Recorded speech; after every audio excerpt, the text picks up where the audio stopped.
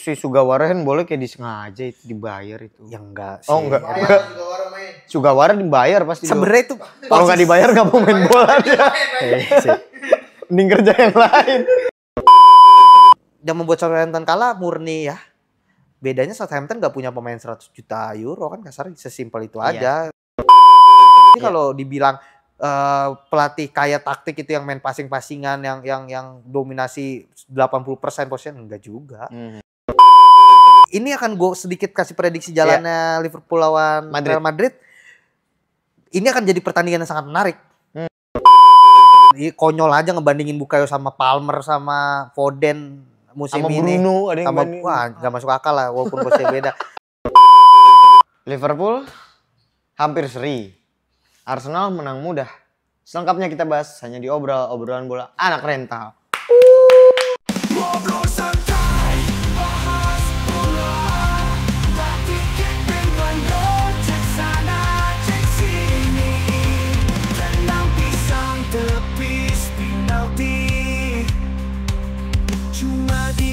Semua happy, ada Kiki Sawi Macan dan Dora Api, ngobrol sampai pagi, juga jadi gak perlu emosi, yang penting hahaha. Nih, sebelum kita mulai, nih Dok, gue ada rekomendasi handphone yang bisa ngeliat klasemen MU, nggak perlu scroll dari David Gadgetins. Klasemen full sampai bawah. Oh iya, apa ini ya? Apa itu Apa ini guys? Apa ini guys? Di IG-nya Gadgetins bisa ngelihat klasemen MU nggak perlu scroll. Gak perlu scroll. Nih kalau nggak percaya tuh. Oh, masuk aja, coba Ji lihat itu Ji. Lagi deketan lagi Ki. Ada tuh. Ada ya? Ada keterangan tapi cuma dikit. Terus lu kecilin lah. Ya udahlah. Udahlah, pokoknya itulah. Ada tuh, ternyata ada handphone yang bisa ngeliat klasemen MU. Tapi MU poinnya nggak jauh-jauh banget loh. Nggak jauh, emang ya kita bisa bilang peringkat 2 sampai berapa juga ketat. Peringkat 2 sampai belasan tuh mepet-mepet, beda 6, beda 5. Iya. Yang jauh Liverpool doang. Liverpool doang sendiri kayak Arne Slot anjing. Brengsek. Arne Slot hampir kepladuk tuh sama Southampton. Gue udah senang banget itu. Udah 2-1 kan? Iya. Penalti terakhir tuh 2 sama, penalti 3-2. Tapi itu si Sugawara kan boleh kayak disengaja itu dibayar itu. Ya enggak sih. Oh enggak. Sugawara dibayar pasti. Sebenarnya itu kalau nggak dibayar nggak mau main bola dia. Mending kerja yang lain. Sebenarnya gimana Dok? Itu bolanya juga sebenarnya bukan posisi bola bahaya itu. Emang apes saja. Lompatnya kecepatan kecepatan terus mantulnya tangannya lagi kayak gini. Iya, lagi gini anjing telek banget. Tapi emang gol keduanya gol pertamanya salah ya. Kedua penalti kan. Itu emang brengsek sih golnya juga tuh. Gol pertamanya ya. Gol pertamanya salah, umpan, satu sentuhan, kiper udah anjing kata gue salah ya? masih salah masih. Walaupun udah nggak segacor dulu, tapi sisanya dulu. masih banyak ya. Masih banyak gitu. Sisaannya masih banyak ya. Nggak sekencang dulu, tapi masih bisa cetak gol. Iya. Itu yang nyebelin tuh sebenarnya. Itu yang nyebelin. Dok, coba gambarin sih Dok, gimana pertandingan kemarin secara overall. Kayak terkesannya tuh dramatis banget gitu. Kan awal Szoboszlai gol dulu kan. Yeah. Pertama tadi Szoboszlai blunder kan, Southampton. Tapi habis itu overall Southampton defense-nya bagus. Berhasil nyolong lini sayapnya Liverpool karena ya kita tahu Liverpool high press, lini yang terbuka banyak ya kan, dan umpan-umpan crossing switch play-nya Southampton dari kanan ke kiri, apalagi ya sering banget tuh dari kanan ke kiri itu sering banget berhasil gitu. Peluang Southampton juga banyak ya. Tapi yang dikonversi jadi gol akhirnya cuma 2 kan. Dan buat gua ya Liverpool balik lagi, Liverpool tim hebat tapi bukan tanpa celah gitu. Liverpool masih banyak celahnya karena ya lu high risk lah, lu bermain pressing tinggi banget gitu, tapi ya hasilnya lu tetap menang walaupun presentasi kegolan lu mulai tinggi nih dibanding awal-awal. Liverpool susah banget kan digolin. Sekarang pemainnya udah mulai teledor, udah mulai ketinggalan. Ya terbukti dari Southampton kemarin, tapi ya balik lagi lu kegolan 2, lu cetak gol kan, lu cetak 3 ya lu ya bangsat lah ya kan. Tapi secara permainan Liverpool masih gak ada yang berubah. High press, coba rebut bola di lini pertahanan lawan, terbukti dari golnya Szoboszlai di awal ya. Itu benar-benar ngepres dan akhirnya dapet. Szoboszlai nggak banyak cincong juga, langsung disikat jadi gol. Tapi itu Southampton juga tenang gitu di lini belakang padahal tim degradasi dan dia perlu banget menang kan sebenarnya, Iya, makanya iya, dia iya, ngotot. iya. Dari belakang langsung direct ke depan, crossing ke depan, dari kanan ke kiri Iya. dan ya kita lihat dari gol keduanya Southampton juga cukup cantik Iya, gitu, iya, iya, kombinasi passingnya cukup cantik. Ya balik lagi yang membedakan yang membuat Southampton kalah murni ya. Bedanya Southampton gak punya pemain 100 juta euro kan, kasar sesimpel itu aja. Iya, Liverpool punya Salah, Benar. Liverpool punya Luis Diaz, Ya, Liverpool Luis Diaz, punya iya. Gakpo, Liverpool punya McAllister yang ketika buntu masuk Iya. ngasih perbedaan. Itu Southampton bermain kolektif aja. Iya. Tapi secara permainan sih taktiknya memang beda gitu. Tapi nggak kalah. Nggak kalah. Kalau dibilang possession gini, lu nggak bisa menilai permainan lebih dominan salah satu tim itu dari possession, nggak kayak Nggak bisa. gitu, nggak bisa. Balik lagi ketergantungan si pemain dengan taktikal itu seperti apa gitu. Ya, dominasi itu dari segi mana lu jadi praktisi aja kan. Lu dikasih taktik, lu bisa memainkan taktik lawan dengan taktik lu. Walaupun lawan lebih banyak pegang bola itu dominasi Iya, gitu. iya. Kayak Real Madrid lebih banyak bertahan, mengandalkan counter attack. Itu dominasi mereka memang Iya. seperti itu. Mereka membuat Cara dia mendominasi ya. cara mereka mendominasi itu beda-beda. Jadi Iya. kalau dibilang pelatih kayak taktik itu yang main passing-passingan yang dominasi 80% possession, enggak juga. Dominasi itu macam-macam caranya. Lu nggak harus tujuannya apa sih, balik lagi. Tujuannya Iya. kan menang gitu kan. Dominasi itu cara lu mendominasi lawan lu kan gitu. Iya, Cara lu mempengaruhi psikis lawan lu lah kasar gitu kan. Iya. Dan Southampton berhasil memanfaatkan itu. Dia tahu kualitas individunya kalah, dia tahu secara speed kalah, gimana caranya dia menunggu, bertahan dengan baik, konsisten, disiplin.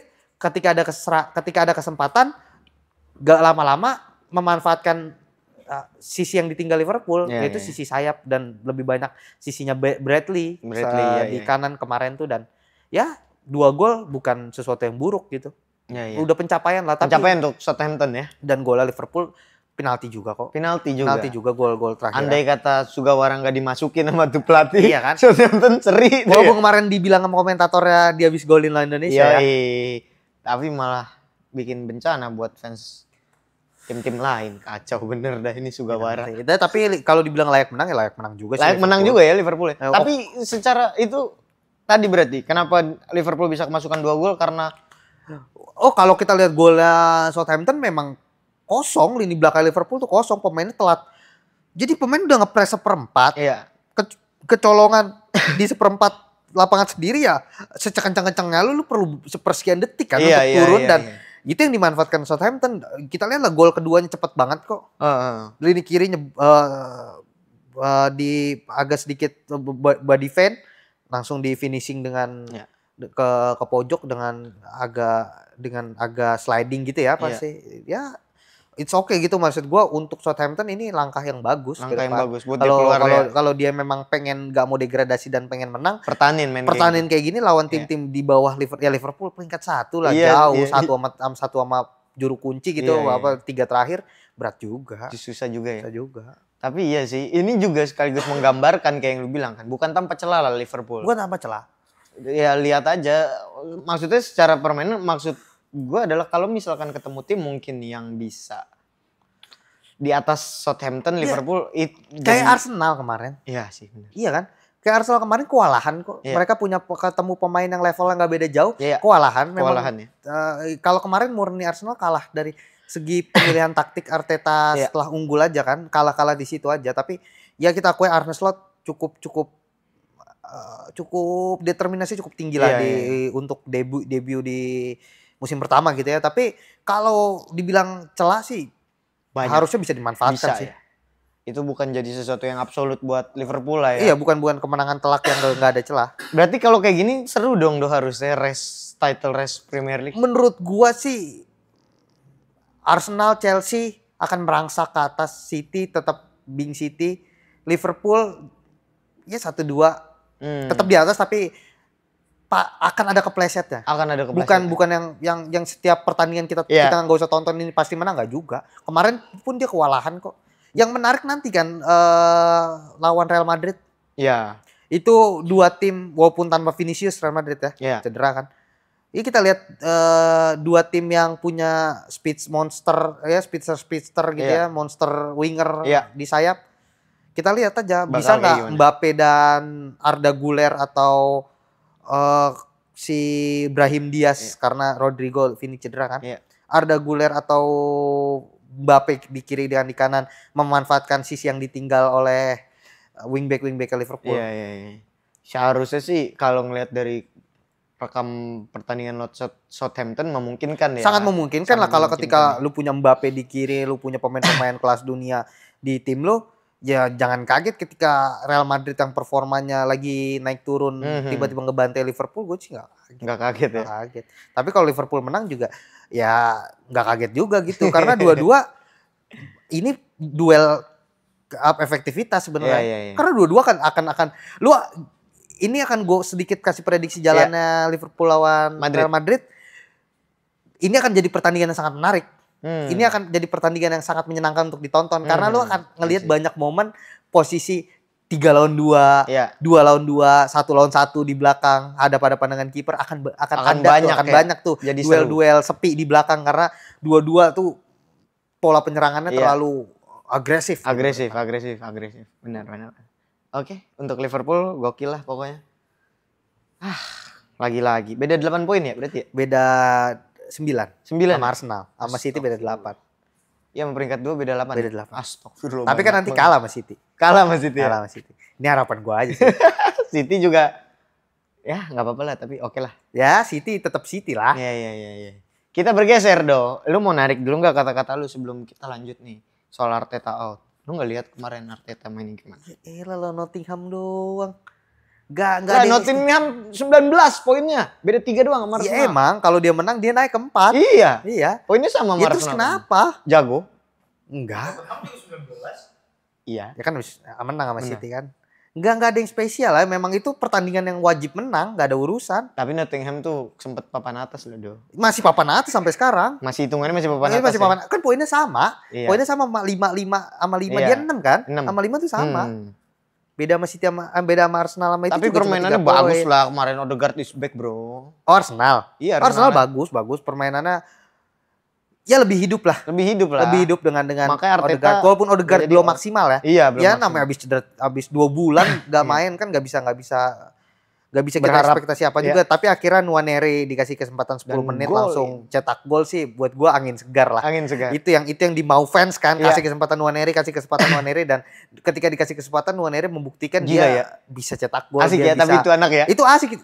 Sebelum Itu anak asik ya. sebelum dia cetak gol ada satu movement dia yang dia ngelewatin terus capping Iya. kiri, syuting kaki kiri hampir gol. Iya. Buat gue itu lebih istimewa dari golnya sih. Maksud gua, Apalagi kalau itu gol tuh. kalau itu gol sih, Waduh. wah, dia itu nggak gol aja buat gue anjing Udah cerah istimewa nih. ya, Cerah iya. nih masa depan nih. Maksud kalau Iya. nggak cedera ya. Itu Nwaneri membawa angin segar kalau untuk jadi pengganti Odegaard gitu. Kalau Iya, iya. Odegaard nggak perform kan bingung kemarin gak ada Iya, gantinya. nggak ada siapa. Siapa yang dimainin di Fabio Vieira dulu harapannya. tai lah anjing. Nah, gak ada harapan tuh orang anjing, no chance anjing. Ketika sekarang Odegaard ibaratnya Iya. menit 60-70 udah gak perform, udah gak ini.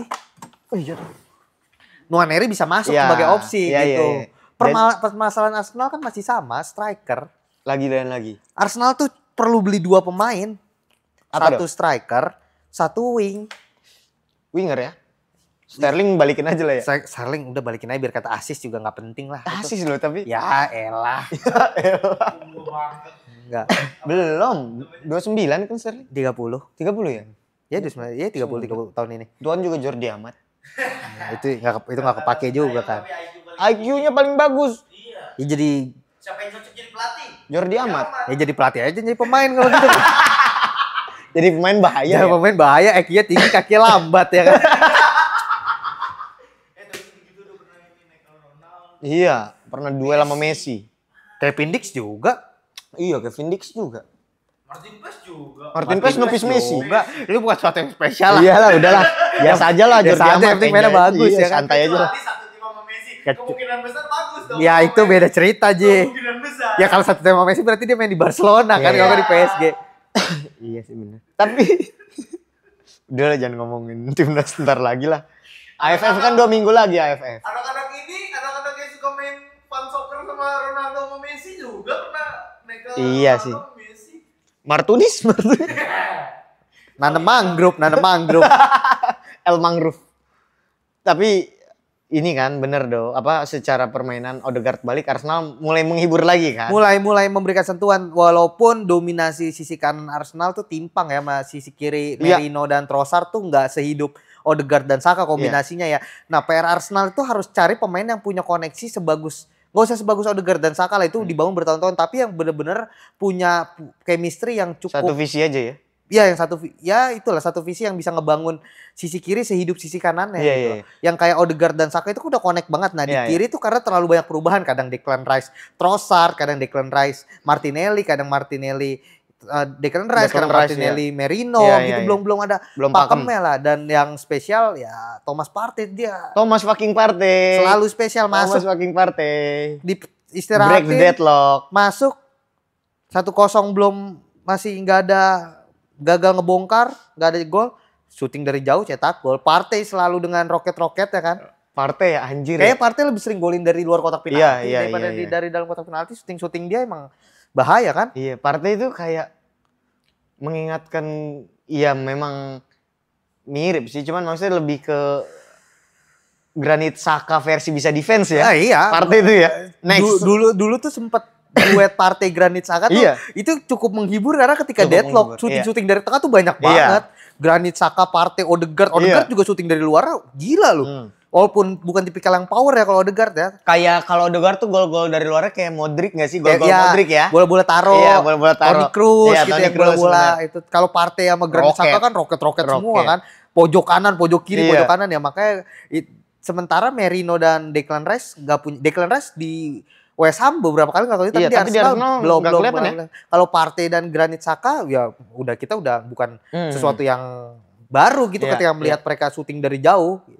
Dan itu sometimes dibutuhkan juga lah ya dalam pertandingan, tapi nggak balik lagi kayak set piece ya, bukan jadi ya itu opsi kedua atau opsi ketiga ketika deadlock lah. Tim-tim juara perlu pemain-pemain kayak gitu. Madrid punya Toni Kroos, terus si dulu Bayern Munchen punya Goretzka ya kan. Terus si Barcelona di era lebih mundur lagi atau yang sekarang deh. Yang sekarang tuh dia punya Barcelona mah banyak lah. Ada Olmo, ada ada si siapa? De Jong, Pedri, Gavi. Yang itu anjing. Yang sekarang siapa tengahnya? Casado yang udah berani-berani. Ya walaupun belum banyak gol tapi berani-berani. Gue nonton Barcelona karena kemarin walaupun seri 2 sama kan karena kartu merah si Casado kan. Wah, itu pemainnya tanpa Lamin ya. Gelandang-gelandangnya kecil-kecil Gavi, Pedri, Casado terus. Dan emang masih secara postur emang seharusnya segitu, posturnya masih muda gitu. Masih muda kecil-kecil gitu Fermin, tapi ada space tendang, tendang. Nah, dan ya kita perlu pemain-pemain yang berani kayak gitu sih. Dan ya kalau kita track back lagi ke belakang, zaman Inter Milan ada Sneijder, ada Stankovic gitu. Itu era itu mah melimpah lah. Era itu kan sangat melimpah kan. Kita ketemu bahkan di AC Milan dengan si kalau tarik mundur Kakak, walaupun Kakak lebih ke flashing si gol taro ya. Agak maju lagi punya Montolivo gitu ya. Ya era itu sih banyak ya. Kalau era 2010-an tuh. Tapi memang Lampard, Gerrard tetap diperluin ya pemain kayak gitu. Tetap diperluin syuting kenakal gitu. Kenakal dan itu part of the game lah ya. Enggak buat mecah kebuntuan penting banget.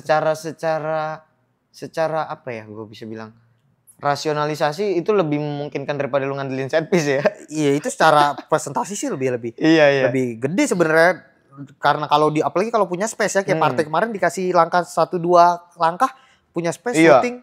Karena itu keren juga lah, terlihat keren lah oleh mata penonton. Karena itu open play, bukan bola mati kan. Dan cutback dari Bukayo kan. Bukayo gimana dong?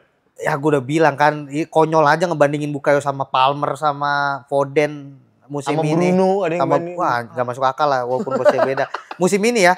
Musim ini Bukayo Saka 11 pertandingan 12 gol assist. Lebih banyak daripada pertandingannya. Dominasi Arsenal tanpa Bukayo kita tahu sendiri. Kehilangan Bukayo itu fatal dibanding kehilangan Odegaard. Makanya dipaksain pas lawan Liverpool kan dan golin lagi. Jadi buat gue sih ya itu balik lagi, Arsenal harus cari sisi kiri yang sekuat jangan harus sekuat gitu. Cuman paling enggak bisa Vinicius. Oke, boleh. Bisa nggak bikin Saka capek lah ya Doi Itu ya. biar nggak serangannya dominasi di kanan Iya, terus iya, lah. iya. Di kepala gue sih satu nama di kepala gue yang sangat menyenangkan kalau ke Arsenal ya Florian Wirtz lah. Florian Wirtz. Iya. Taruh Pengen kiri. Musiala kemahalan. Wirtz aja udah 120. Iya, Musiala Wirtz. mungkin bisa 160 nggak Iya, beli iya. lah. Kalau batu-batu bisa 200 kali. Iya, kalau Wirtz ya masih seharga Declan Rice lah mungkin Iya, iya, ya kan iya. karena dari Leverkusen kan. Iya, dari Leverkusen. Itu kan kalau lu lihat di kiri ada Wirtz, ada Declan Rice atau bahkan Wirtz ditaruh di gelandang duetin sama Trossard atau Martinelli kan sangat menghibur Sangat jadi ya gitu kan. menghibur, sangat Dua. menghibur. Jadi kanan kreatif ada Odegaard, Iya. kiri ada Wirtz atau you name it lah pemain-pemain kreatif di sisi kiri itu harus ditambah. Iya sih benar. Secara lini penyerang memang timpang banget ya. Timpang banget Timpang dominasinya banget. terlalu di kanan. Oke, Nwaneri asik. Nwaneri Nwaneri. udah tepat itu buat ya Backup, sebagai pemain Sambil jam terbang ya. sebagai pemain rotasi. Nah 17 tahun jangan terlalu dry. Jangan diforsir lah. Terlalu dry juga nanti kayak Pedri gitu ya banyak Iya. cedera. 60 70 masuk, 60 70 Iya. masuk. Aman lah.